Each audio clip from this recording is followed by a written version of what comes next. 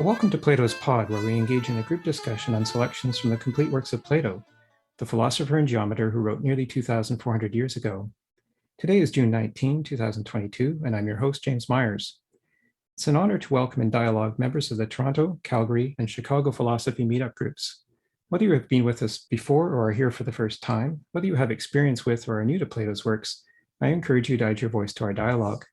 To speak, I'd ask that you use the raise hands feature in Zoom, and I'll call on you in order using your first name. As always, I've suggested 3 themes to focus our discussion, which are posted on the shared drive linked to the event notice on meetup.com. As we exchange thoughts in today's reading, I'll briefly summarize and try to connect different perspectives to a common thread of ideas. We can go in any direction the group chooses, but for everyone's benefit, please relate your comments and opinions to Plato's text. After we finish recording in 2 hours, I welcome anyone who wishes to remain online for Plato's Cafe, a casual half-hour discussion on Plato or philosophy in general. So today is our second of 2 episodes on Plato's Parmenides, picking up where we left off 2 weeks ago at 141a. Today also ends season 2 of our group discussions on Plato's works. Season 3 launches in September, when Plato's Pod will return for more dialogues, beginning with the Cratylus, and we'll also cover the laws. I promise, though, that we're not finished with the Parmenides, and having touched on some of its major themes this season, I have a feeling we'll be back to it in season 3. In the meantime, Plato's Pod will release 2 fascinating interviews in July, and more are planned over the summer before we resume in September. So 2 weeks ago, we began to consider whether things are not many, in the words of Zeno, or whether all is one, as Parmenides states at the beginning of the dialogue, and whether in fact there is any difference between the 2 perspectives. But what exactly is the one? And why in the entire dialogue does Plato never give us the meaning of the one when he concludes with the claim that if the one is not, nothing is? He attaches no limits or conditions to this conclusion, and so we might assume that Plato took it to be an absolute universal truth, that no thing in the universe would exist to us if the one is not. Although throughout the dialogue, the existence of one, at least in the present state of becoming, is denied. If the one cannot be, how can it not, also of necessity, not be? So today we'll look at some of the logical analyses of the nature of the one under Parmenides' rules of hypothesis to identify the first principle in dialectic. Parmenides leads young Aristotle to hypothesize if each thing is, and also to hypothesize if the same thing is not, and in both cases to examine the hypothetical consequences in relation to the thing itself and to the other. As we follow the trail of their logic, we might recall the words of Parmenides in the Sophist, which we discussed in episodes 11, 12, and 13 of this season. In the Sophist, the visitor from Elia twice quoted Parmenides' admonition that it is unthinkable that that which is not can refer to a negation of being. Being is universal, incapable of negation, and therefore when we say that which is not, we are simply saying that something differs from the thing of which we are speaking. This appears also in the Parmenides beginning at 160c. The form of the different is the most pervasive and versatile of all forms because it is found in every form, and it is by the form of the different that we are able to discern one thing from another thing. As Parmenides states at 146b, everything is surely related to everything as follows. Either it is the same or different, or if it is not the same or different, it would be related as part to whole or as whole to part. So each of the logical analyses that occupy the second half of the Parmenides, beginning with an analysis of whether one is in time or is not in time, invoke the 5 key forms specified in the Sophist, specifically that which is, change, rest, the same, and the different. With respect to the different as the most powerful of all forms, I want to make a proposition for today's discussion, and I welcome any challenges or differences in perception. My claim is this, that in the Parmenides, Plato's purpose was that we consider our mind's system of perception in time. Only in time, in the state of becoming, are we able to perceive, when all perception is of differences and all differences stand in contrast to the unity of one. Consider in particular the words of Parmenides at 165b. So every being that you grasp in thought must, I take it, be chopped up and dispersed, because surely without oneness, it would always be grasped as a mass. Without reference to the unity of one, our perceptions of a thing itself, such as the large, and of the character of the thing's parts, would always differ and lead to an infinite regress in thought. This, I propose, is the message of what is now known as the third man argument at 132a to c that featured in our discussion 2 weeks ago. So it's by difference that we distinguish one thing from another, each physical thing having its own limits of action and reaction in equal and opposite measure, each physical thing having its own rate of entropy as it changes from a state of order to disorder, and every thing coming to be in opposites, as Socrates stated in the Phaedo. We are incapable of perception of the same, because sameness is undifferentiable in the unlimited state of being that is therefore accessible to us only by reason, a point that is made in both the Timaeus and the Republic. As we recall from the Timaeus, specifically at 28a, the state of being is changeless and is therefore not subject to time. Time, as Parmenides reminds us, is a state of perpetual change, except at one point only, in which there is neither change nor rest, which Parmenides refers to at 156d as the instant. The instant is a superposition of change and rest, being neither and potentially either, and as such, the instant is ideally suited to human agency in the present. Perception would appear to be suspended in the instant, but resumes when past and future limits in time are reestablished. This is because perception requires a beginning, an end, and a middle, which together constitute the limits of one thing that differentiate it from another thing. And thus we can only perceive differences, because we can only perceive limits in the constantly changing state of becoming that divides past from future. There are no limits in the same, in the eternal state of being in equality, and therefore there is no perception, but only reason, in the unity of sameness. This leads me to an idea of another term that we might use for the one. But before I raise that, I wonder what you think of my proposition, that all perception is perception of difference, and that this is the main point of Parmenides. Do you derive any different conclusions? What do you think of the final words of Parmenides, that if the one is not, then nothing is, in terms of how you perceive the being of any one thing and of all things? What to you is the meaning of the one that occupies this entire dialogue? Is its meaning universal? 2 weeks ago, I offered the analogy of the circle as that which has no beginning and no end. Can you offer an analogy for your perception of the one? So I'll put that question out there and just wonder what people think about that and what you think about the conclusion of the Parmenides and whether it has universal application. Are there any thoughts about that? Why don't we read the conclusion together? Let me just put it on the screen here. So I've got it here on the screen. This is 165e to the end. Let's go back to the beginning once more and say what must be the case if one is not, but things other than the one are.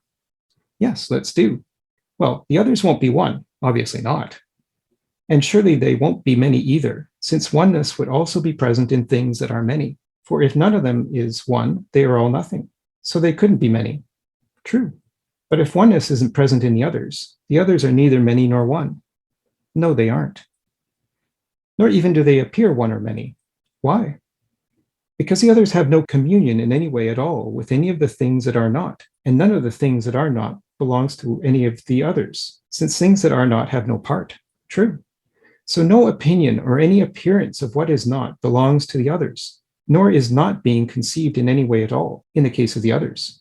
Well, yes, you're quite right.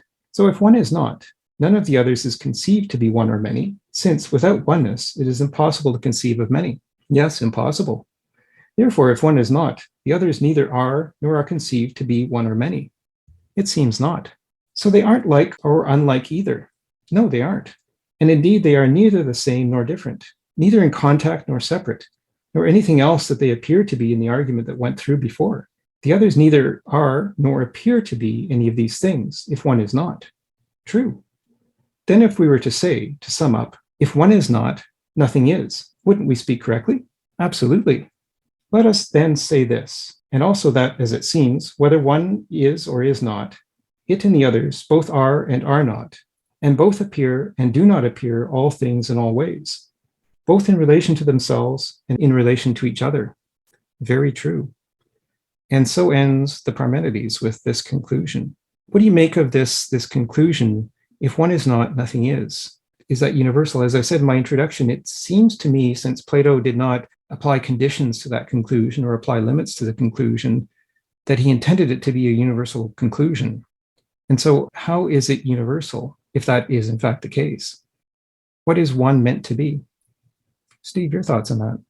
To me, it sounds like he's talking about our ability to perceive. So if it's saying it's one, that's one perception. To say it's many, it's another perception. To say it is or it is, if one is not, nothing is. Well, that's all based on definitions of other things. So again, it would get into an infinite regress. But what are you defining nothing as? What are you defining one as? So I think it's not when it's talking about the nature of reality, it can only talk about our ability to interact with that reality. Yeah, I think so. And it's certainly that interaction with reality and the distinction that we make between one and the other. And what is it that causes us to make that distinction?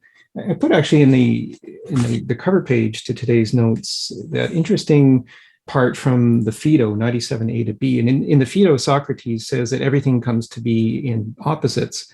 And there's that interesting section from the Phaedo in which Socrates talks about the cause of two coming to be. So how is two different from one?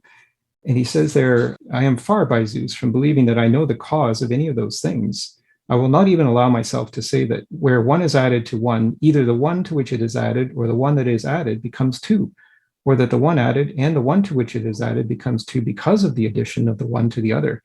And he goes on. So there's an interesting thing, kind of almost an infinite regress there in terms of the cause of two and the distinction of two from one. And so, if one is a thing and two is a thing, how do we distinguish between those things? Let me just offer, by way of analogy, I'll do another screen share here. It's another section of this dialogue, and this is from 151A to 151B. And I'll just read this part and then just offer what I thought might be a helpful depiction of it. So this is where Parmenides is talking. Furthermore, the one would also itself be so in relation to itself. So here we're talking about the relation of one to the other. Having neither largeness nor smallness in itself, it would neither be exceeded by nor exceed itself, but being equally matched, would be equal to itself, of course. Therefore, the one would be equal to itself and the others, apparently. And yet, since it is in itself, it would also be around itself on the outside, and as a container, it would be greater than itself, but as contained, it would be less. And thus the one would be greater and less than itself. Yes, it would be. Isn't this necessary too? That there be nothing outside the one and the others? No doubt. So this is an interesting series of logic here. I mean, how do we relate what he's saying about the one and the others? He goes on, but surely what is must always be somewhere. Yes. Then won't that which is in something be in something greater as something less? For there is no other way that something could be in something else. Well, no, there isn't. Since there is nothing else apart from the others and the one, in other words, the others and one are everything, and since they must be in something, must they not in fact be in each other? The others in the one and the one in the others, or else be nowhere? Well, apparently. So on the one hand, because the one is in the others would be greater than the one, since they contain it, and the one would be less than the others, since it is contained. So we have this language about container and contained throughout this dialogue. This is one of the examples here. On the other hand, because the others are in the one, by the same argument, the one would be greater than the others, and they less than it. Also, it seems. Therefore, the one is both equal to and greater and less than itself and the others. So this is a particularly convoluted piece of logic, maybe. And I thought, to go back to the Statesman, as I mentioned the last time in the Statesman, the visitor from Elia says that analogy is sometimes the best way to understand complicated things. And so it seems that there's some very complicated and convoluted logic. One is greater and less than itself, and one is contained in and contained by, and all of this. And so I thought, well, maybe there's a little bit of a clue here in Plato's wording, and it's right near the beginning of this section, that might help us by way of analogy. And that's when he says, and yet, since it is in itself, it would also be around itself on the outside. And as a container, it would be greater than itself. And so here, again, I thought of the circle, which I drew in the last session as well. So we have the circle, which is 2 pi. Everybody knows the circle is 2 pi, or 360 degrees. So I've drawn a circle here. And let's put 1 inside the circle. So 1 is contained by the circle. 1 is contained by 2 pi. And pi, of course, is irrational, and it's also transcendental. So pi never really reaches an end. But the circumference does seem to form a container, but it's a limitless container in a sense. And so if we've got 1 inside the container, let's maybe just find the middle point of the container there. I'll just draw that with a little dot. And then let's put the others outside the container. And so if this is perception, we've got one contained and others outside the container. Now, how do we connect? How do we relate the one to the others? And this is where I thought, well, maybe a little bit of geometry here, so that if we draw a cross inside the container, 90 degrees right through the center, like that, then we've got the potential to exceed that irrational and transcendental limit of 2 pi at 90 degrees, both vertically and horizontally. And then we've also got the capacity at 45 degrees. It's kind of an asymptotic capacity here to be equal. And therefore, what could we say about the midpoint of that circle? The midpoint of that circle in this particular analogy would belong to the one, but it would also belong to the others, it would seem. And so I don't know if this type of analogy is helpful in relation to that particular section from 150A to B. In terms of both the way that we approach the logic of Plato in this particular dialogue, which is very complex, and so maybe reducing it to some sort of analogy in this way might be helpful. And so I offer that as maybe one way of thinking about it. Steve, what are your thoughts on this or anything else? Just on that drawing, it seems it's contradictory. And if you're saying it's one, how could it be one if there's something other? So it can't really be the one if there's others, because by definition, the one seem that one should be everything. So, but you're saying that one is not everything. So it's almost like a contradictory statement there. Yeah, and understand. And I'm thinking that perhaps it's the fact that the container of one is the way that we define things. So we're defining things by a circle, but the circle is 2 pi, and 2 pi is irrational and transcendental. So the container doesn't really have a limit. In universal truth, it doesn't really have a limit. But in our thought process, we can put one in that container. We can say everything inside that 2 pi limit is one, and everything outside that 2 pi limit is other.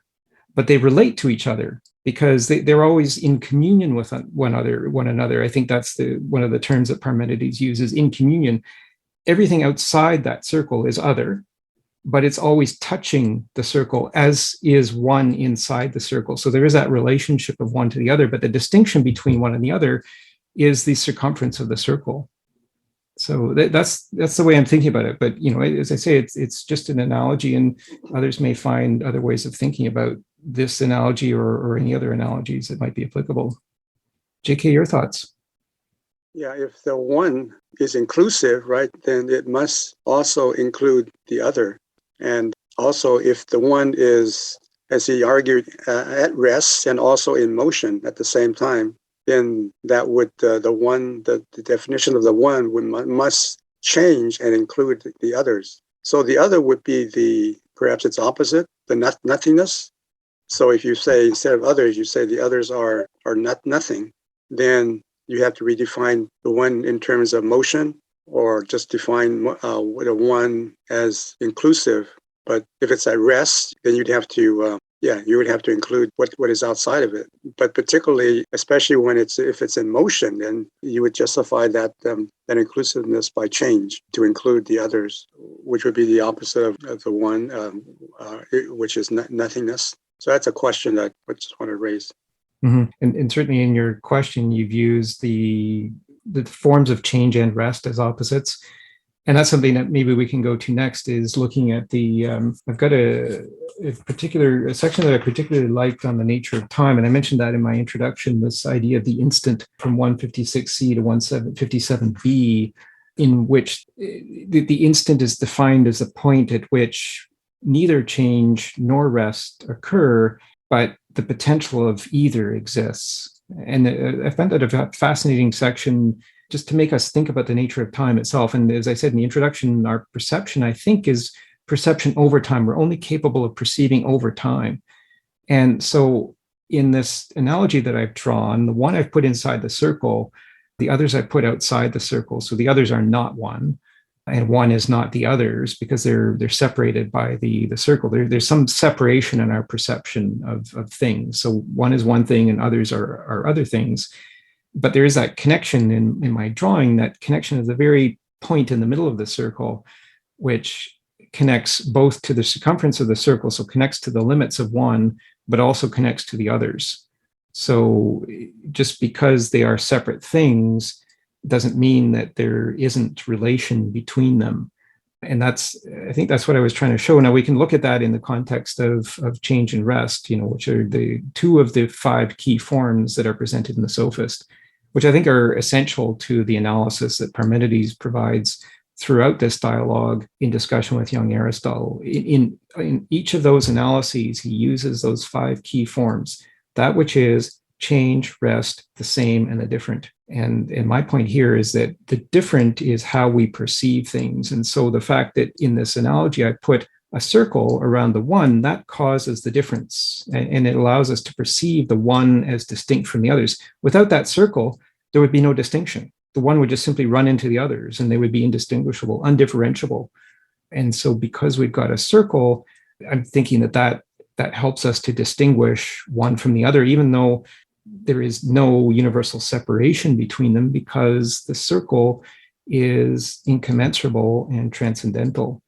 And so it's not a finite limit, it's an infinite limit, I guess, if we might think about it that way. And it makes me think of our discussion last time. I think it was you, JK, actually, who introduced last time the idea of infinite logic. And I think Jose G took up that question and asked whether there can be such a thing as infinite logic. And maybe in this sense, in the context of a circle that differentiates one thing from another thing, maybe that is an example of infinite logic in the sense that the ratio of the circumference to the diameter never ends. And here, we have to remember here, I think, that Plato was a geometer. And so it wouldn't surprise me if he had thought of things like this in his analogy. And certainly, I think the words that he's used in this section when he says that it would be around itself on the outside, and as a container, it would be greater than itself, but as contained, it would be less. So we've got this, the greater than and less than contained in a circle. I just thought this might be a helpful way of thinking about it. So, Darlene, your thoughts? More of a question. Is it that those lines are more like strings draped across over a balloon, and not really dividing? Are they not really dividing up the circle? But should I visualize it more like strings going across a balloon, but kind of draped over the balloon? I really like that question, Darlene. It's because when I say circle, I'm talking about something in two dimensions. But of course, we live in three dimensions of space, and so three dimensions. When you take a circle and you expand it into three dimensions, you get a sphere, which would be the balloon in the words that you used. And that analogy of the string around the balloon, I think, is particularly helpful when we think of our existence in three dimensions of space. So the strings would always connect. You could always wrap those strings around the balloon or the sphere. I've got the cross at 90 degrees in the middle, and then I've got the 45-degree angles asymptotically equal to the rest. And so if you were to wrap those strings around that balloon, you could get an infinite wrapping. The wrapping would never stop. So I really like that question, and really like the way you put that analogy. I think it's very helpful to relate it to our existence in three dimensions of space. And certainly the sphere relates very particularly to the five Platonic solids that Plato brought to us in Timaeus. The five Platonic solids, or he didn't call them Platonic, we call them Platonic now after him, because he was the first to introduce them. In the Timaeus, he introduced the only five solids in the universe, all of the vertices of which touch inside a sphere. So they are the only five objects in the entire universe whose vertices touch the inside of the sphere, or, to use your analogy, Darlene, inside a balloon. And so if we've got these strings wrapped outside the balloon and we've got the five solids inside the balloon, what do we have? We've got a lot of potential, I would think. How do others see it? Well, let's take a look at the section. I'll just go back here to the notes for today's session, and I'll go to the part that I put at the beginning, which is, I've entitled it Time in the One. And this is from 156C to 157B. And this brings to mind what JK was talking about in terms of motion and rest, or change and rest, because change is a form of motion. And by the way, in the Theaetetus, motion was described as either change in position or change in state. So there's really two types of motion. We think of motion, maybe spatial motion, as change in position, but it can also be change in state. So I'll just read this from 156C to 157B, because I really find this fascinating. As I said in the introduction, time appears throughout this dialogue, and I think it's essential to understanding, because our perception occurs through time.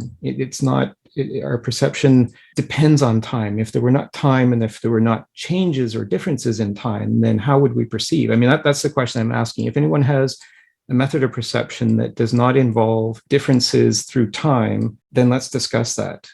I'd be very interested, because as I think of my perception is entirely based on difference. If I were to see something that is the same, if I were to look out in the universe and everything were the same, then what would I be able to perceive? There would be no limits. I wouldn't be able to perceive anything. So it's this change and rest, and the difference between change and rest that I think is particularly important to perception. So I'll just read this section from 156C to 157B. Whenever, being in motion, it comes to a rest, whenever, being at rest, it changes to moving, it must itself presumably be in no time at all. How is that? It won't be able to undergo being previously at rest and later in motion, or being previously in motion and later at rest without changing. Well, obviously not. Yet there is no time in which something can simultaneously be neither in motion nor at rest. Well, yes, you're quite right. Yet surely it also doesn't change without changing. Well, hardly. So when does it change? For it does not change while it is at rest or in motion, or while it is in time. Well, yes, you're quite right. There is then this queer thing in which it might be just when it changes. What queer thing? The instant. The instant seems to signify something such that changing occurs from it to each of two states. For a thing doesn't change from rest while rest continues, or from motion while motion continues. Rather, this queer creature, the instant, lurks between motion and rest, being in no time at all. And to it and from it, the moving thing changes to resting, and the resting thing changes to moving. It looks that way. And the one, if in fact it both rests and moves, could change to each state, for only in this way could it do both. But in changing, it changes at an instant, and when it changes, it would be in no time at all. And just then, it would be neither in motion nor at rest. No, it wouldn't. Is it so with the other changes too? Whenever the one changes from being to ceasing to be, or from not being to coming to be, isn't it then between certain states of motion and rest? And then it neither is nor is not, and neither comes to be nor ceases to be. It seems so at any rate. Indeed, according to the same argument, when it goes from one to many and from many to one, it is neither one nor many, and neither separates nor combines. And when it goes from like to unlike, and from unlike to like, it is neither like nor unlike, nor is it being made like or unlike. And when it goes from small to large, and to equal, and vice versa, it is neither small nor large nor equal, nor would it be increasing or decreasing or being made equal. It seems not. The one, if it is, could undergo all of that, doubtless. So I wanted to read that, and it presents this particular notion of time, the instant, as being not really part of time. It's the part where time separates and anything is possible in the instant. It's two states at the same time. It brought me immediately to think of my favorite qubit, which really is, I guess, similar in ways to the analogy that I drew on the screen a few minutes ago of the circle, which Darlene equated to the balloon. So here we've got in the qubit a sphere, and we've got two states at once, again, to pick up the words that Plato used in this particular section, two states at once, at the particular point in the middle of this sphere at which the x plane equals the y plane equals the z plane. So there's three planes converge to this particular point right in the middle. And I really thought of that as very similar to the analogy that I just drew. And so I wonder what we think of this concept of time, this particular instant at which, as I said in my introduction, it seems as if perception would have to suspend in the instant. We're not capable of perceiving unless we're perceiving in time. And so during this particular instant where either state is possible and there is no change because either state is possible, is there no perception? And is that the point where we are able to exercise our agency and really bring our thoughts together. So I wanted to present that as a really fascinating way of presenting time. So Steve, what do you think about this? Well, on the perception, or as examples about motion and rest, it's from a perceptual state of view or frame. And when they're talking at this time, when they think they're at rest, they're not really at rest. The Earth is moving through space, and they're making analogies based on really false informations that doesn't necessarily prove any cases relative to what the nature of change is. And the other thing is, all of this depends on having an it.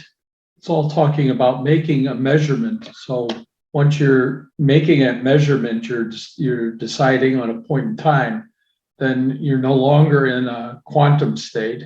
You're in a classical state. There is not that mythical qubit, so I don't know if there's any, analogies that can be drawn from what happens in quantum states of matter to what's happening in our, call it classical physics, in our normal everyday life. So I don't know if this analogy holds true at all. Well, thanks for that. And I really like the point that you made that measurement requires a point in time for reference. And does that mean that measurement then requires a difference? How are you going to measure something if there's no difference? Again, to go back to my little thought experiment about the universe, if the universe were just one single thing which was indistinguishable from anything else with no differences, then there would be nothing to measure, because we would always need limits to measure by, right? And so to me, this seemed as a way of saying that there exists this thing that we call the instant, which is not measurable. It's not measurable. It's maybe the point where our minds have the agency to measure or not to measure as we so choose in the instant. But once we make a measurement, then that requires, as you said, I think, a point in time. So maybe I see it as consistent, I think, maybe with the words that are presented in this particular section. But I really think that the way you put that measurement requires a point in time, I think is very helpful. Well, we can maybe explore this further, because the next section here from 153A to 154B that I selected, I thought was pretty interesting. And this is how we discern the order of things in time. This is the way I'm reading this particular section. And maybe I'll just read the first paragraph of this. So this follows shortly after the part that I just read. And again, what of the others? Well, I can't say. This much, surely you can say. Things other than the one, if in fact they are different things and not a different thing, are more than one. A different thing would be one, but different things are more than one and would have multitude. Well, yes, they would. And being a multitude, they would partake of a greater number than the one, doubtless. Now, shall we say in connection with number that things that are more or things that are less come to be and have come to be earlier? Well, things that are less. So the least thing first, and this is the one. Isn't that so? Yes. So of all the things that have number, the one has come to be first, and the others too all have number, if in fact they are others and not an other. Well, yes, they do. But that which has come to be first, I take it, has come to be earlier, and the others later. And things that have come to be later are younger than what has come to be earlier. Thus the others would be younger than the one, and the one older than they. Yes, it would. So a really interesting section, just again about, I found the statement in particular. So of all the things that have number, the one has come to be first. So the one has this precedence to all other things. Without the one, the other things would not be able to proceed. In a way, it's saying, as he says later in the dialogue, that for there to be a multitude, there has to be one. If there is not one, how could you have multiples of one? Because a multiple is of something, right? It may go back to the question that I was trying to get at in this opening question that I had in the last episode. Do you believe that there is one universe or a multiverse? And I wonder if there's a belief that there's a multiverse, then what is it a multiple of? A multiple has to be of something. And do all multiples necessarily begin at one? And that's maybe it's a mathematical question as much as it's a logical question. And I'm just wondering what we think about that. JK, your thoughts? Yeah, this didn't make sense to me when I first read it, but now I realize that it's very simple. I mean, very basic. What he's saying, that's the one is is the beginning of all the others, and so of course the all the others would be younger, right, than the one, because they come later. Just like the new generations are going to be younger than the ones that have came before them, that generated them, right? So that would make sense that there has to be a one before there could be any others that are multiples of the one. So I'm trying to connect this with what we're saying about the other things. So would time be an element of this other, whereas in the one there doesn't have to be, right? The element of time doesn't necessarily come into being with the one, but with the others, the time would be introduced, right? Because of the change and the motion, and the multiplicity would occur through time, right? And through motion, whereas the one originally it would be at rest, but it would also undergo change, and it would still be one, but it would undergo some modification or change.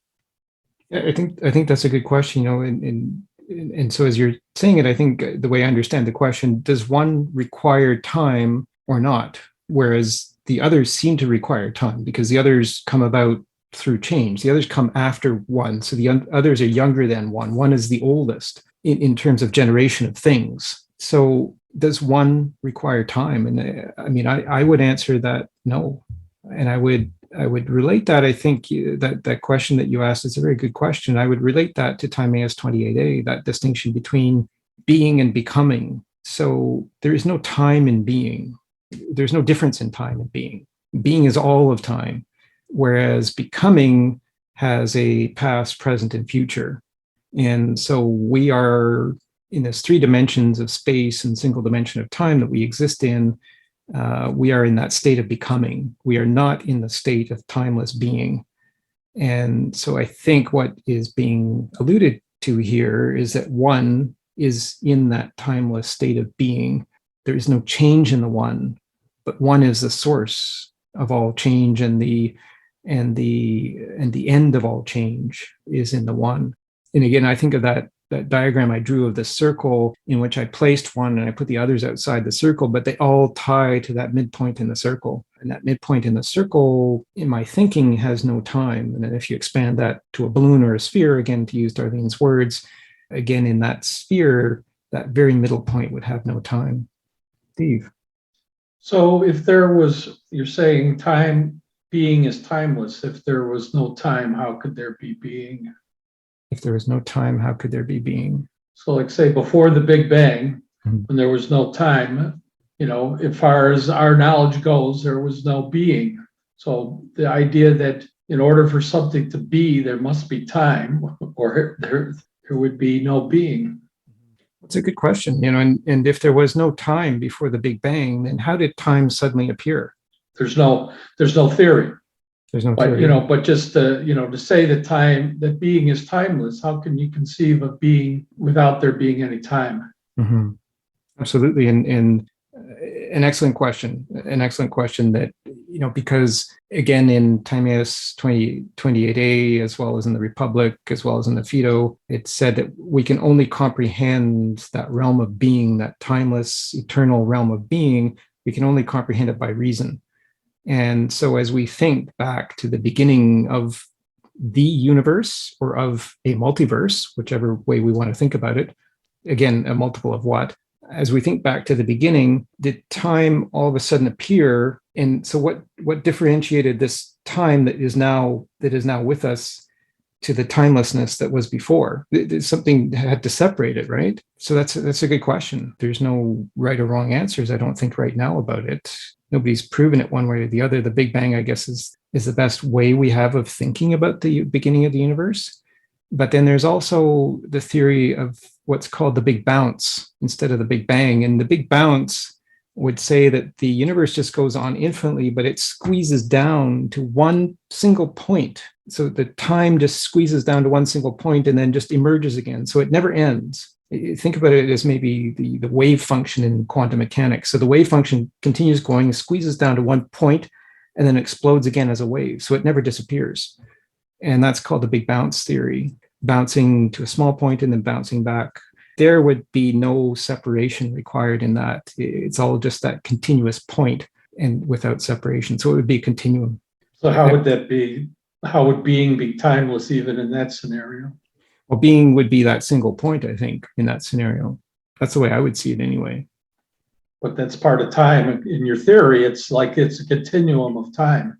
So at no point, if that point is just part of a spot along the wave function, then it's still part of time. So anyways. No, and a good question. I think time is where limits are introduced. So somehow limits are introduced to that point. And so maybe the point establishes its own limits. And I've got some excerpts from the Parmenides dialogue about limits. I think there's an important point that Plato is trying to make about limits, so that time is where we have limits and being is where there is no limits. And somehow both time and being, time being that with limits and being unlimited, are connected. And again, in that analogy, I think that's the midpoint of that circle or the sphere. But let's look for what others think about this as well, and any other points or analogies that you might have to offer. JK? Yeah, just like we're talking about the one, the ultimate one, would it have to include all the others? And so we're talking about being that is both perhaps timeless and also part of the creativity of time. So there's no limit on how you would define what the ultimate being is. So the Big Bang would just be perhaps an instance of that kind of state of timelessness that produces a creation of time. They say a creation of time, of beings in time. So there's this idea of being with a capital B as the limitless and infinite time of being, the infinity of a timeless being. Yeah, there's an element of necessary becoming and creativity and timelessness in this idea of being that becomes. I think for me, all these arguments come down to saying that there's both being and becoming, and they're part of the big picture. And our perceptions are limited. We can only understand certain elements of this process that includes both being and becoming. I think you put that in an interesting way, especially I think at the beginning where, if I understood you correctly, you were saying that the Big Bang is an example of the instant. And so maybe the Big Bang is the first instant. If we go back to that section from 156C to 157B, when Parmenides was talking about the instant, is the Big Bang that very point of the Big Bang, or the Big Bounce, however we might want to see it, is that the first instant? Is that superposition of change and rest, where neither is, but there is the potential of either? And are they trying to say something here about the difference between potential and that which we perceive as reality, which is realized potential? Maybe we could think of it that way. And I was going to say, I said in my opening remarks that I was going to propose or bring forth another term for the one. And maybe I'll just raise it here to see what people think about it. And that is, as I read through this dialogue multiple times, I'm really led to think that the one is potential. That's the word that just keeps coming to mind as I read this. The one is potential. And so when I think about that conclusion of this dialogue, if the one is not, then nothing is. If I replace the word the one, or the term the one, with potential, if potential is not, then nothing is. But, as I said in the introduction, throughout the analyses that they proceed to discuss throughout the second part of this dialogue that we're looking at today, they keep saying that the one cannot be, the one cannot be in this realm of becoming, this physical realm of becoming that we occupy in 3 dimensions of space and 1 dimension of time. The one cannot exist in that state of becoming, but potential can't exist, because then it wouldn't be potential. But potential still is always there. And certainly we cannot have a state in which there is no potential, because once potential ends, then time ends. Maybe that's one way of thinking of the one. And I just wonder what you think about that. JK? Yeah, I like that word potential, that it would suggest something of Plato's forms, but also quantum mechanics, the electrons have this potential to, which means that it has all these possibilities of functioning. You don't know what's going to happen until it does happen. There's so many possibilities for them to go. And they call it the randomness, but maybe it's a kind of a potential to exercise a free choice to go one way or the other, right? And that's why they can't figure out where what the electron is at any instant. You have you might understand one side of it, but then don't know its position. So because it exercises its potential possibilities, like the Schrodinger cat, you don't know what's going to happen until you open the box and look at it, and then collapse those potentials down to your observation of the cat. So yeah, I think some people call it virtual. Some philosophers call it the virtual. Some more recent philosophers call it eternal objects. So they kind of relate to the forms, but a little bit not exactly like the forms, but there is that potential there for possibilities of action and function. Interesting way of connecting that also to Heisenberg's uncertainty principle, that the more we know of the position of something, less we know about its momentum and vice versa. And so there's always seems to be potential in our knowledge. Knowledge never becomes absolute. And so we always have to continue to seek and learn, as Socrates implores us to do in the Meno, because we can never have that absolute knowledge. Absolute knowledge, or if it existed, would only exist in that realm of being, which is not bound by time. But once we get into this realm of time, in which there are limits that we're dealing with, time always has a beginning and an end, right? The past and the future. And the past and the future is always equally divided by the present. And so we're always dealing with limits in time. So, as I'm perceiving, the whole purpose of this dialogue is to show how we deal with perception of limits in time. But once we get outside of those limits, we're just dealing with pure potential. And potential, though, is, I think, really the domain of the mind. Is there any limit of potential in the mind, in our thinking? I can't really think of, I mean, I use the word think, so I get into a regress. If I think of a limit in potential, I can't think of a limit in potential. That's by universal design. And maybe that's part of what is being said in the Timaeus, in particular about the design of the universe, is that it is designed with this potential embedded in it. And we need to sort out our understanding of potential. And in particular, I think the order of things that occur within that potential, I think to me, that's important to knowledge, is to know the order of things, the cause and effect. To go back to that excerpt that I read a little bit earlier from Phaedo 97a to b, Socrates is musing about the cause of two. Is it 1 + 1? What's added first? What comes first? What comes second? Maybe that's the real challenge that we have in our knowledge, and the real opportunity that we have in knowledge, is to understand the order of things in time. And once we do that, then we approach that more pure state of knowledge. Yeah, to tie that back to the hard problem of consciousness, they talk about consciousness as this kind of potentiality of exercising a free choice in terms of future possibility, and that it is something that is perhaps embedded into the most basic quantum elements in physics, that it suggests a kind of a psychopantheism, that consciousness is not just in our heads, but it's everywhere, and we come into existence inherent with what they call consciousness, which is difficult to define and reduce to some bodily neurological function. Certainly, I think as we progress more in our understanding of quantum mechanics and into developing the quantum computer that I've talked about a lot, we will, I think, have to confront the observer effect, which is that effect when we view a beam of light that's being split through two slots in a barrier. That act of observation changes the scattering pattern of those of the light wave, versus if we did not observe it. And so that's the observer effect. And so we will need to understand that. But I think that leads to then an understanding of the position of consciousness in the construction of the universe. Is consciousness something separate and apart from the physical universe, or is it connected to the physical universe? So we know a lot about the operation of the physical universe. We know a lot about how it works, but we don't know, I think, as much about how the mind connects to that.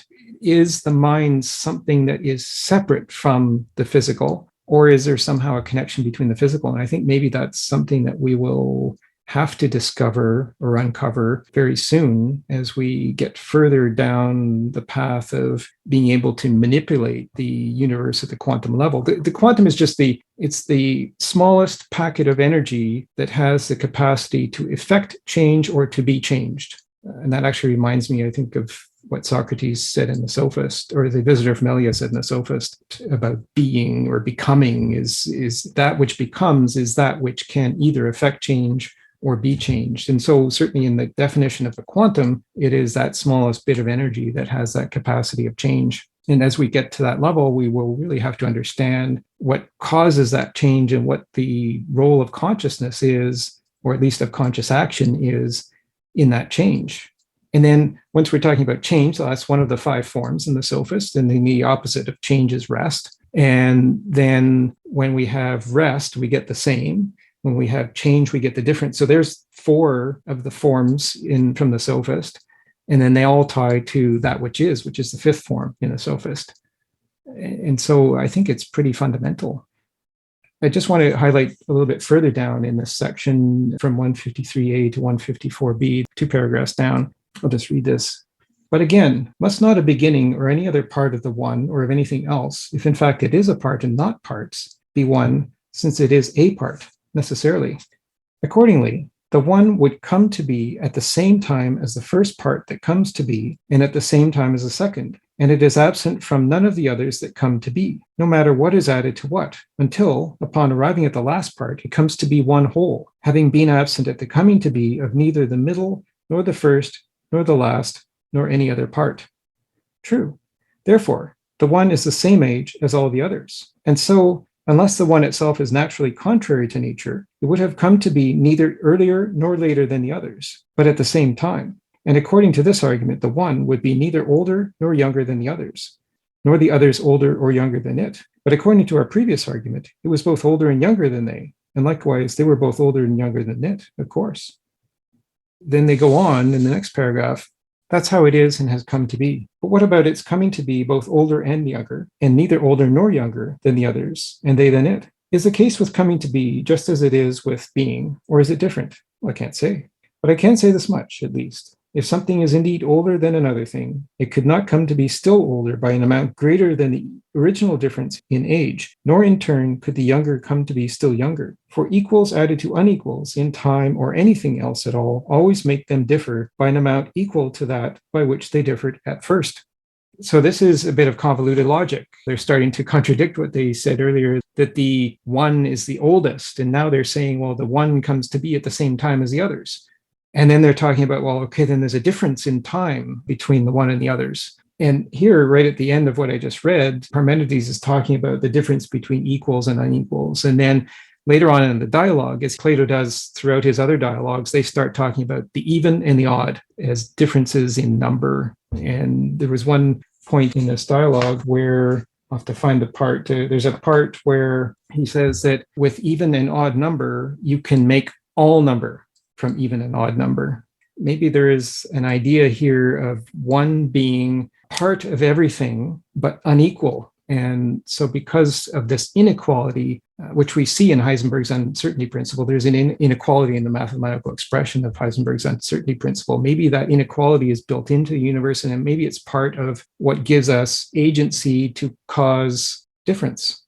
Is that inequality? Because again, if everything had to happen in equal measures, as it does in physics, physics has to happen in equal and opposite measures of action and reaction. But if everything were subject to that rule, then would we really have agency? Would there really be such a thing as free will and that ability of us to affect change?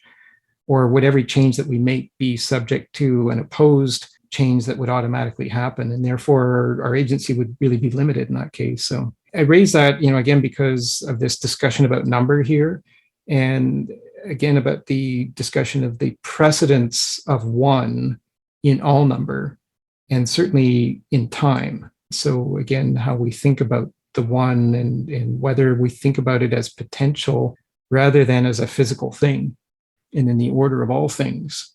It's a really interesting aspect of this dialogue and Plato's other dialogues is the use of the word thing. thing really has such a broad definition. There's no limit, I think, to what we could call a thing.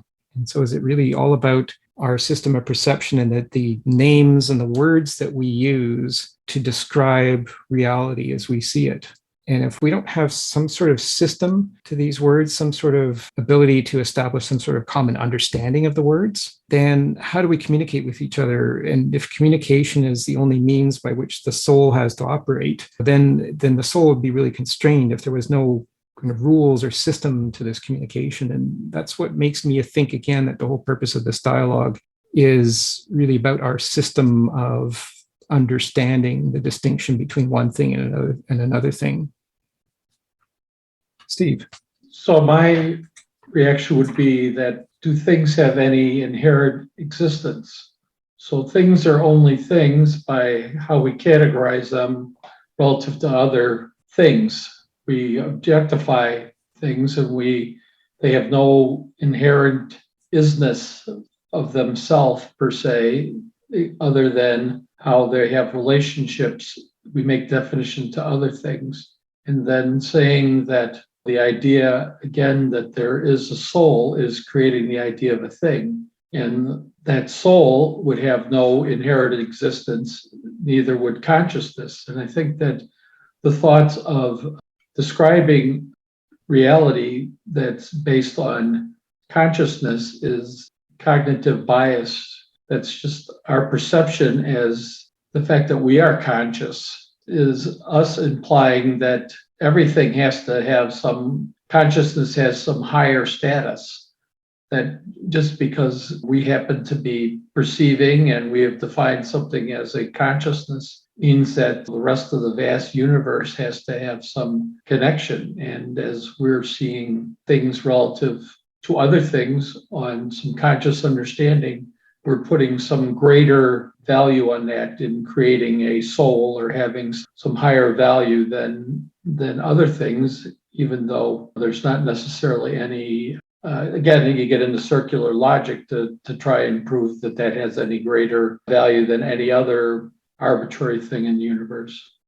Well, two good points there. And I think to the point that you made about consciousness, is that if I understand the point correctly, is it a necessary precedent for anything to exist? In other words, if there were no consciousness, would anything exist?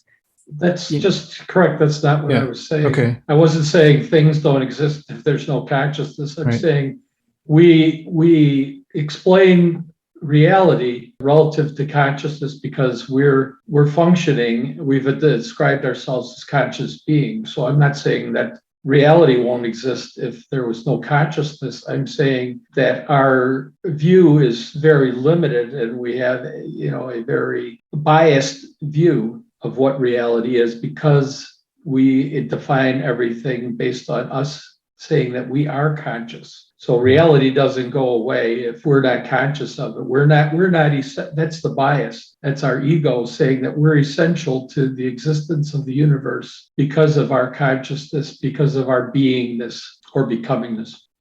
Thank you. I was thinking of the statement that Einstein made, does the moon exist only if we look at it? That was his response to the Copenhagen interpretation of quantum mechanics, where observation causes the waveform to collapse.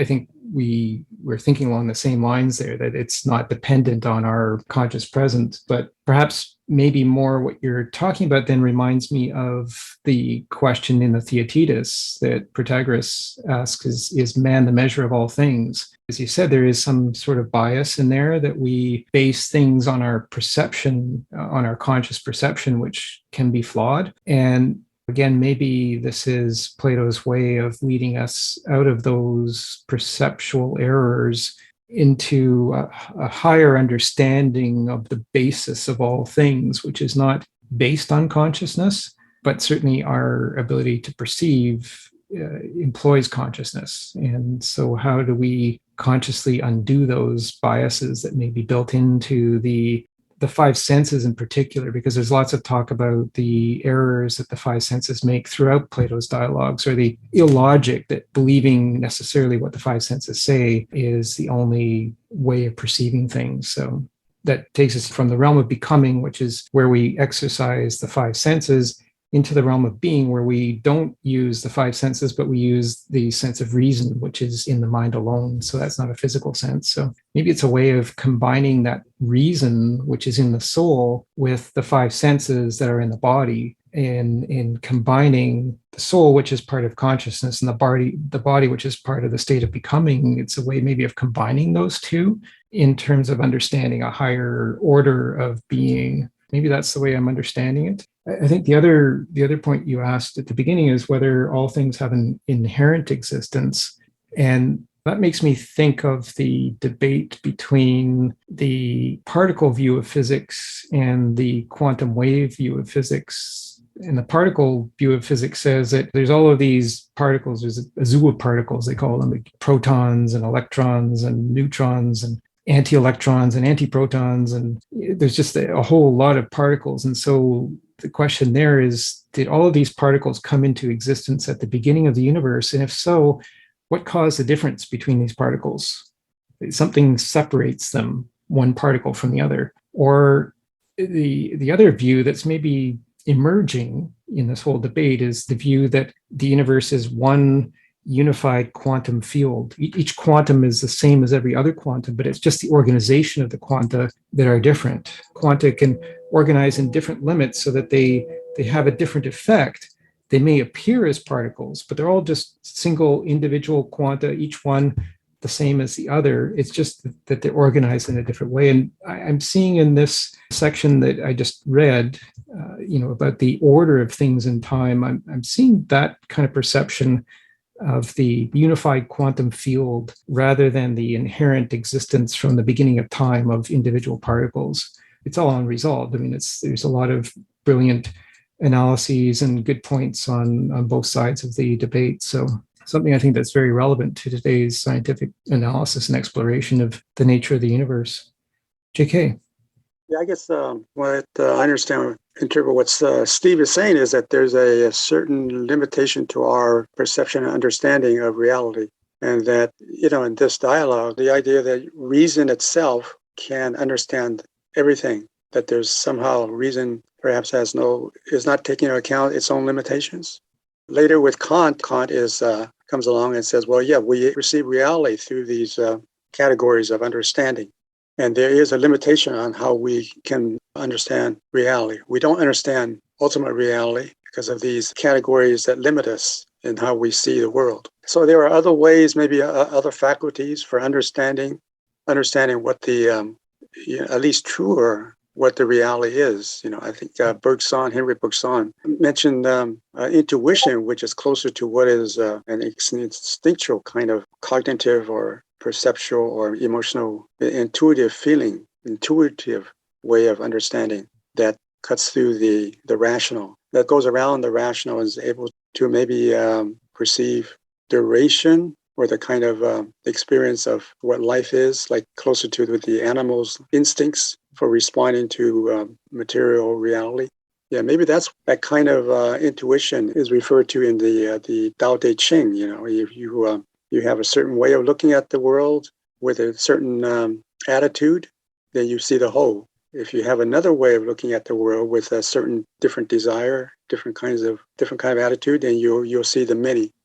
But in either case, you can understand the whole by taking into account your own perceptual limitations. And so maybe that applies to even in quantum mechanics, so that we're approaching it with a certain kind of attitude. That's why they have 8 or 9 different interpretations from renowned scientists that have competing interpretations of what the quantum is. Maybe we're all trying to get to that true understanding of reality. Indeed, and I think that's coming. That has to come very soon. The closer we get to the quantum computer, the closer we're going to have to get to that answer. I really, really like the way you put that, JK. It ties to so many things that we've talked about. Intuition is a term that you used, and I would introduce maybe an equivalent, which is analogy, or in some sense it's equivalent. And I exercised an analogy with the circle. Darlene exercised an analogy with a balloon with the strings on it. And I think in both cases, hopefully those are of some help in taking us from these limitations of reason that you talked about. I like the way that you brought Kant into the explanation. So if our reason is based on categories, then maybe that makes us think of the third man argument at 132a to c in the Parmenides, where there's a problem if we think of a category as well as the thing. If we think of the category as separate from the thing, then we get into an infinite recursion in our thought. So somehow we have to think of category and thing as somehow the same, but how do we do that? Because we categorize by the thing and we understand the thing by the category. So how do we do that? And I think the answer that Plato's providing is by the form of the different. And so again, that's repeated in section 160 of the Parmenides as well as in the Sophist. That which is not is really just a way of saying that which is different and or other. In that analogy that I drew at the beginning, I put one in the circle and I put other outside of the circle, but they're always touching each other, one and the other. And so maybe that's a way of uniting category and uniting our sense of reason so that we can account for things without running into these limitations and without running into this infinite recursion of thought. Is by focusing instead on the different. And that goes to the thesis that I presented at the beginning, that we perceive by differences, not by the same. We perceive by differences, and differences require limits. And then I think also you mentioned rationality, and rationality, I guess, requires that we be able to compare one thing to another thing absolutely. So to think about it in mathematical terms, one thing lines up with another thing.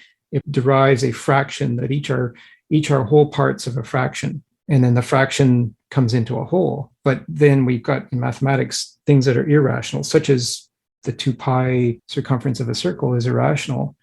And so irrationality exists certainly mathematically and geometrically in the universe. And why, I guess, wouldn't it also exist in consciousness, which isn't to mean that it's a negative thing in that sense. It's just that there is no absolute end in that sense. That once we get into something that's irrational, like the square root of 2, 3, or 5, those are irrational.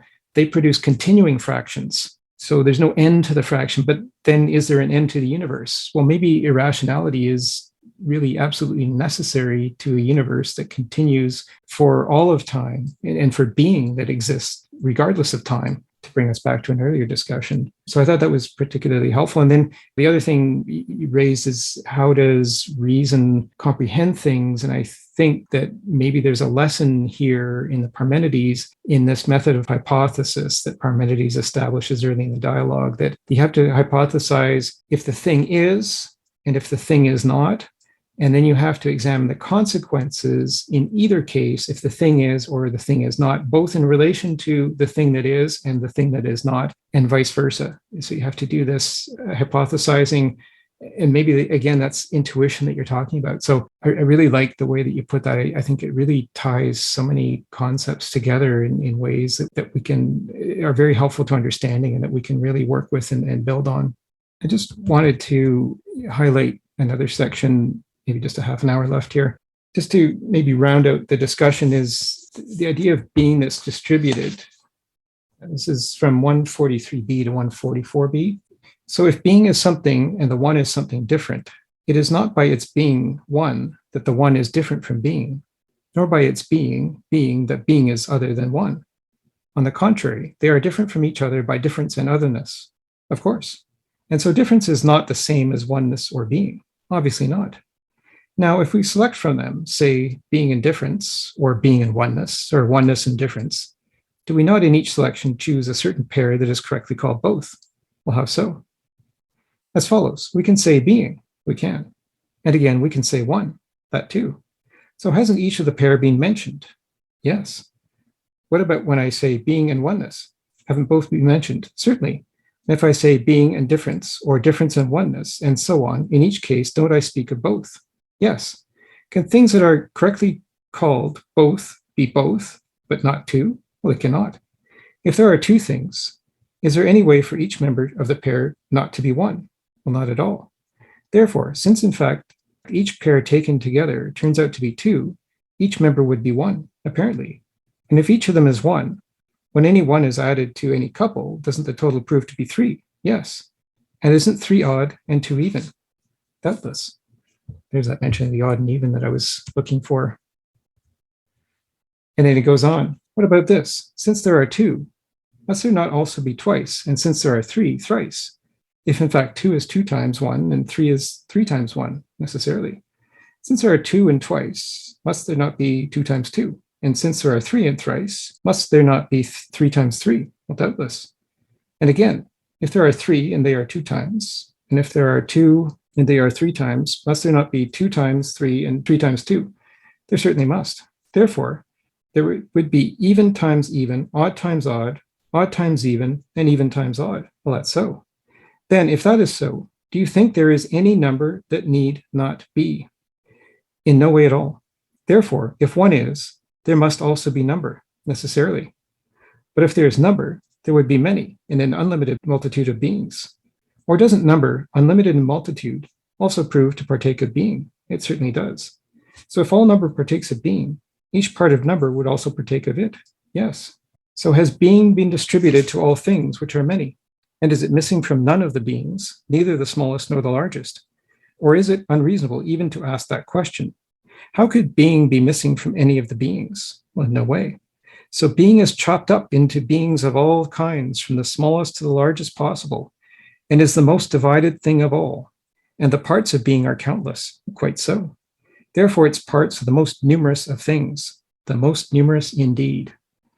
So here we're maybe getting back to the beginning of the dialogue, where the potential difference between the words of Zeno, that things are not many, and the words of Parmenides, that things are one, comes to the fore. When we talk about number, what do we mean when we say multitude and one?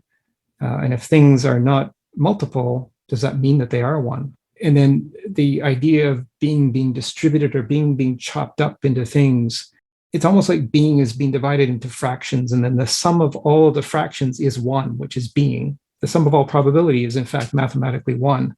And so is this maybe what they're getting at here? And it reminds me of the analogy that Parmenides spoke about at the beginning of the dialogue with Socrates. So Socrates was written out of the dialogue early at the beginning, and then young Aristotle comes into play in all of this back and forth logic with Parmenides. But in the beginning, when Parmenides was speaking to Socrates about the divisibility of the forms, he put this analogy: if there was a group of people and you put a sail over the group of people, would each person get a share of a part of the sail or of the whole sail? And so I picture this analogy, this crowd of people standing around, a big piece of fabric is put over their heads, and does each person have a part of the whole of that big piece of fabric, or just that particular part of the fabric that's over their heads? And I think this is really a great analogy for the forms, and whether the forms are divisible or whether a form is not divisible, whether the form is a whole. And this difference between whole and part then pervades this entire dialogue. Does a form necessarily have to be a whole? I think that's the conclusion that they're arriving at in this dialogue, that the form has to be a whole, but that the whole can contain parts. And again, that brings me back to the analogy that I drew on the screen near the beginning of the circle that contains the cross at 90 degrees inside the two diameters, the diameter being the longest distance inside the circle that can separate 2 points in the circumference, the longest distance. So you can get two diameters crossed at 90 degrees, and each of those is the longest distance inside the circle from one point to the opposite point, and yet they equal at the very center, they equal each other. Is there some analogy here that is really helpful in terms of what Parmenides brought about at the beginning of the dialogue, and that reference to the sail over the people, the divisibility of the forms? Is it a question of the forms being chopped up into number, as they're putting it here? I found this a really interesting discussion in this particular section. It made me think too about the Timaeus, and I've got a section from the Timaeus 37d to 38c that I can read on the cover page as well. But we'll go to JK first. It seems like from individual perspective, you have to begin with a part, right? And understand that part that you are in contact with, and develop there in terms of becoming to understand the whole, from the part to the universal, and not the other way around. So I can see how he's doing it with mathematics, beginning with the basic numbers and multiplying out, and then arriving at the universal idea of number as the whole. That's an interesting observation. I wonder if our perception of the parts is particularly pervasive when we exercise perception of physical things. So in our perception of physics, are we particularly susceptible to perceiving parts and not the whole? Whereas in the reason, maybe we're more capable of perceiving first the whole and then the parts. I wonder if that's the case. I think of myself and the way I perceive, and I guess if I take my mind out of the physical realm, close my eyes, and then try to imagine in my mind, I think I'm more capable at that point of imagining what the whole might be, and then dividing it into parts. Whereas if I'm just looking around the world, I'm seeing all of the different parts in constant motion, in constant change, in constant difference. And maybe we're more inclined to see the parts when we use physical perception. It's a really fascinating observation that you made. And I wonder if as well, it relates to the difference between deductive reasoning and inductive reasoning. I always think of deductive reasoning as from the part to the whole, and then inductive reasoning I think of as the whole to the part.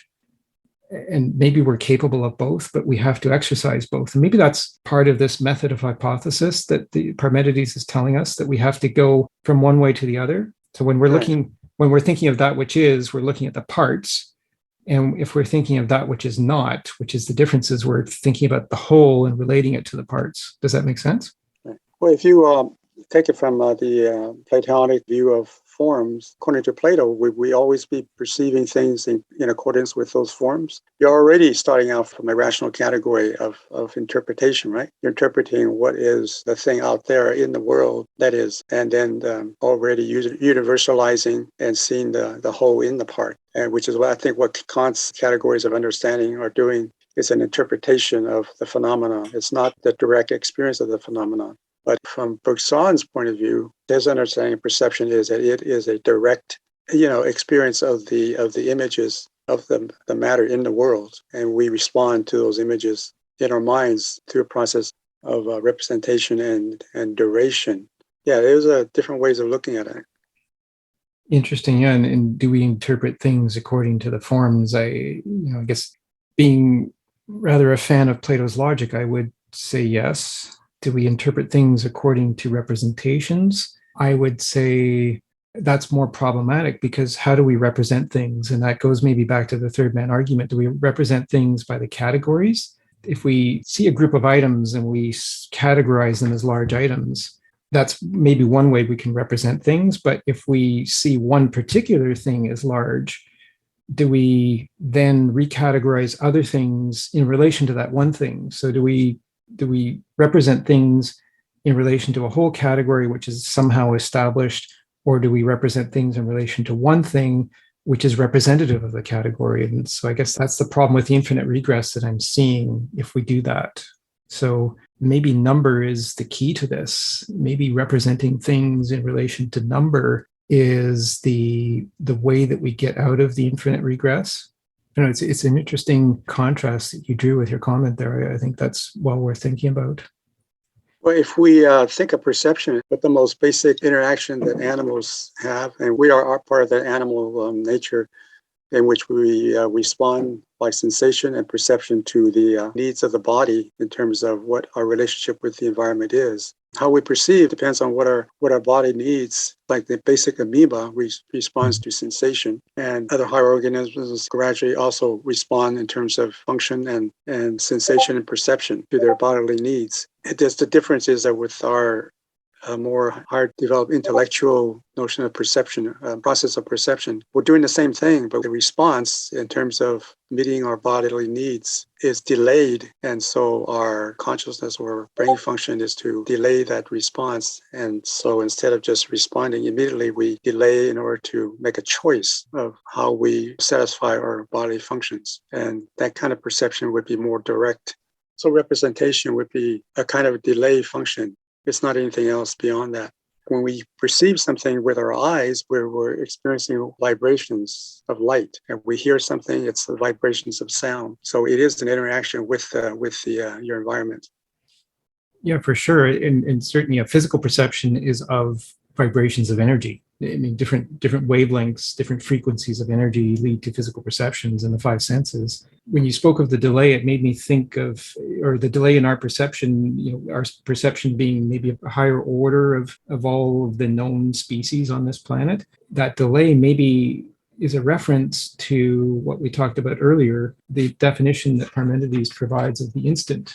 And that was in the part that I read from 156C to 157B. That instant maybe is that time for the delay for our perception to take hold. And certainly, modern science tells us that our physical perception of the packets of energy that are coming at our five senses, there is a 1/10 of a second delay before our minds make sense, make meaning out of those impulses of energy that are arriving in our five senses. We are all operating with that same 1/10 of a second delay. So that the light that I see coming into my eyes doesn't make any sense of meaning until 1/10 of a second later when my brain tells me what it means. So there's that delay. Maybe that's the instant that Parmenides is talking about. You also raise, I think, an important point that takes us back to the Republic, where the soul was divided in three parts. There's the appetites or needs, which is one part that we perceive. And there's the spirit, which is the drive that moves us to that or to reason. And then mediating the needs in the spirit or the appetites in the spirit is reason itself. We've got these three parts, and that's our unique capacity as a species to harmonize these three parts with knowledge, which, as Socrates said in Meno, is recollection, and then further went on to say is the account of the reasons why. So maybe it's our ability to make that account of the reasons why, but the account of the reasons why requires an ordering in time so that we know what came first, what the causes and effects were. So the cause comes first, the effect comes later, and we have to order all of that in our minds in order to be able to exercise reason. Maybe that exercise of reason occurs in the instant, which is neither change nor rest. It's just that blank moment where anything is possible. Without that blank point, would we have any agency? What's a fascinating thought as we think about the nature of time and what we do with time. And also the question, I think it was mentioned earlier, do we think that we are capable of knowing everything? Or is it more important that we admit that some things are simply not knowable and therefore subject to reason? It's a challenge that Plato raises, and I think a lot of people have trouble with that particular challenge because it seems that, at least in a lot of scientific discourse now, there is a tendency to think that everything is observable, everything is subject to empirical observation. Maybe some things aren't. I mean, how can things in the realm of becoming or in the realm of being, which is changeless, eternal, not subject to increase or decrease, not subject to difference, how can things in that realm be observed empirically? If they can't, then our observations are limited to the realm of becoming, which is subject to limits. Yeah, that was a point that Kant was making, right? The limitations of our reason to understand what the ultimate reality is, the thing in itself. We only experience the phenomenon, the appearances, and even those are interpretations of our categories of understanding, which are limited. I like that. And I think the more we admit that, the more we can get around it. I'd like to think it's not a fatal flaw in our system of reasoning. It's just something that we have to remember is there, and it's necessary, I think, in the construction of the universe. In Timaeus, I think it's explained why that's necessary. Right.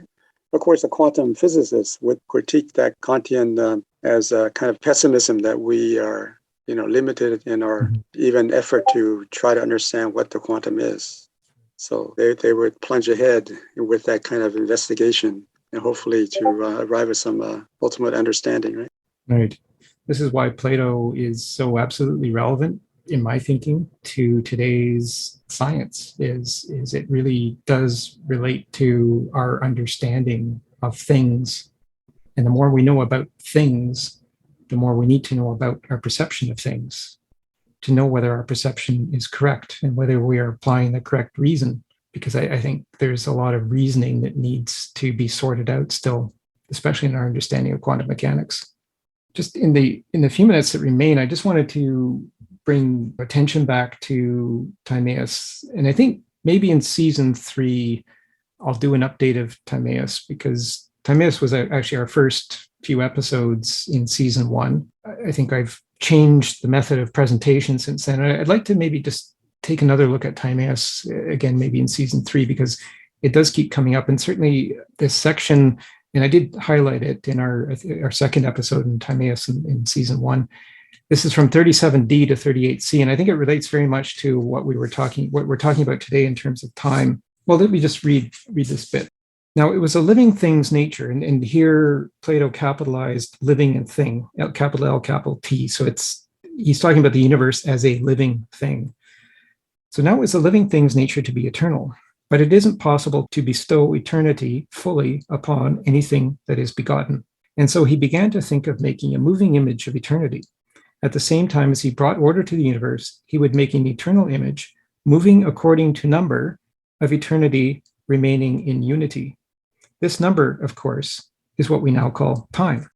For before the heavens came to be, there were no days or nights, no months or years. But now, at the same time as he framed the heavens, he devised their coming to be. These are all parts of time, and was and will be are forms of time that have come to be. Such notions we unthinkingly but incorrectly apply to everlasting being. For we say that it was and will be, but according to the true account, only is appropriately said of it. Was and will be are properly said about the becoming that passes in time. For these two are motions, but that which is always changeless and motionless cannot become either older or younger in the course of time. It neither ever became so, nor is it now such that it has become so, nor will it ever be so in the future. I just wanted to recall that understanding of time, and in particular, the reference about eternity remaining in unity. And this number, of course, is what we now call time. When he says, of course, I think maybe he's being a little bit cute there because we don't necessarily see that, of course, but maybe we're seeing more of that now that we've gone through the Parmenides, or at least an overview of the Parmenides, that time does associate itself with number, and the first number is one. Certainly, if we think of fractions, one is the smallest numerator and the smallest denominator of a fraction. One is the sum of all probability. One is a number of other things. One is other things as well. But I think there are some mathematical things about one that make it unique. And certainly in the ordering of time, as we talked about today, one is the first in an order of multiples. I just wanted to also highlight in the notes, we won't have time to go over it, but I did put in the notes a section where I sorted through the text. I did a search in the text for the words extremities and limit, because again, this is the proposition that I presented in my introduction today, that we perceive according to differences, and differences are based on limits. And so I just would highlight these sections that I found the words extremities and limit in these different sections. In 137E, which is probably my favorite two sentences of all in the Parmenides. Round is surely that whose extremities are equidistant in every direction from the middle, and straight is that whose middle stands in the way of two extremities. And it also appears in 145A to B, which they talk again about straight and round. In 158D to E, they talk about limits in itself or in relation to the whole and the parts. And then also there is 165A, and that quote that I read in my introduction from 165A to B that I thought was particularly helpful. That was the statement that, so every being that you grasp in thought must, I take it, be chopped up and dispersed, because surely without oneness, it would always be grasped as a mass. I really like that presentation of that. So just for reference, these are the points that I found referring to extremities and limits, and which makes me think that this dialogue is really all about our perception and our perception being of differences, but it's a way to tell us how to unify our perception to one. That is the conclusion that I would offer. Does anybody else have any parting thoughts, any other different opinions on this, and any thoughts on where we should head next in season 3 when we get back to the Parmenides? You say we're going to go back to the Parmenides? I think we will get back to the Parmenides. I think it will be necessary to get back to some of these basic concepts that are being presented here in terms of the whole and the parts, for example, in terms of multitude, in terms of number, even and odd, same and different. These concepts are really pervasive through all the forms. And as I said, in the Parmenides, all of this analysis is done with reference to the 5 key forms that are presented in the Sophist, and in particular, the different.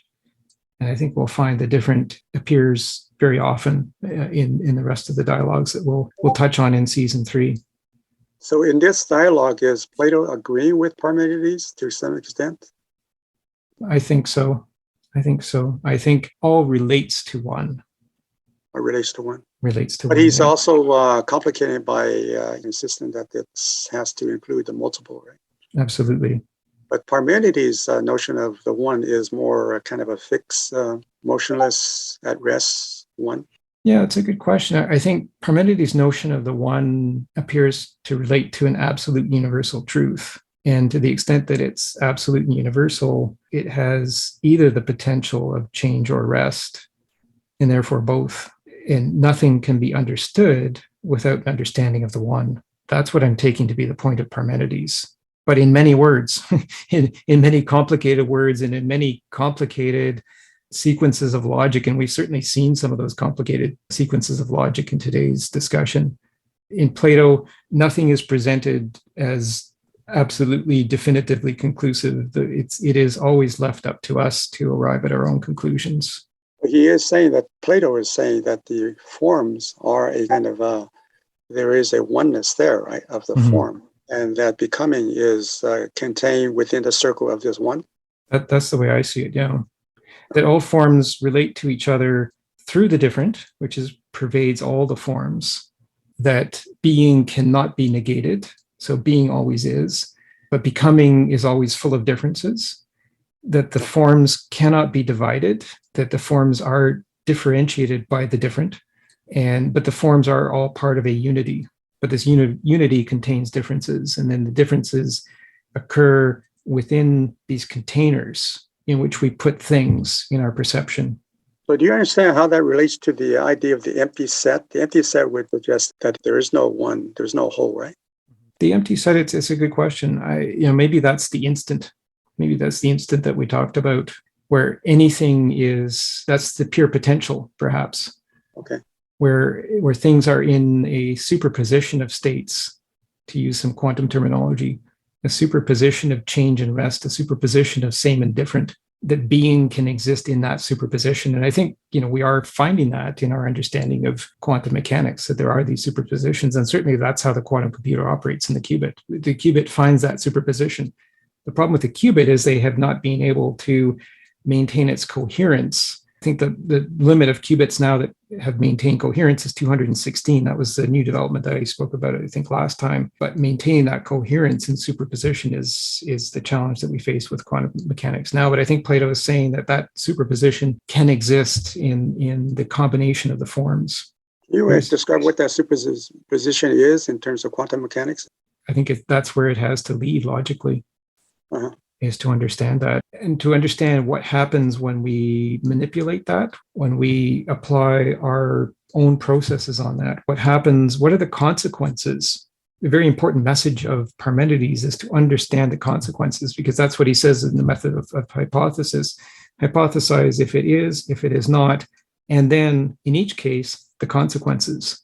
And so we need to perhaps understand the consequences of what we're doing with the qubit.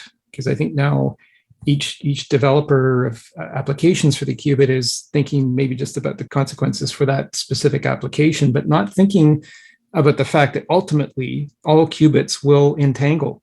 Ultimately, if we get past this limit on entanglement, so we're not just entangling 216 qubits, we're entangling all qubits, then what are the consequences? Maybe that's where we need to start thinking inductively and understanding the whole, and then what happens to the parts. And maybe that's part of the ethical discussion about the quantum computer in particular. And honestly, as much as I've followed the whole discussion about quantum computing, I have seen very little discussion about ethics. But I think the consequences are something that need to be thought about, because we don't understand all of the consequences of how quantum mechanics works. So, and hopefully we can continue to discuss more of that too in season 3. I think that will feature in our discussions.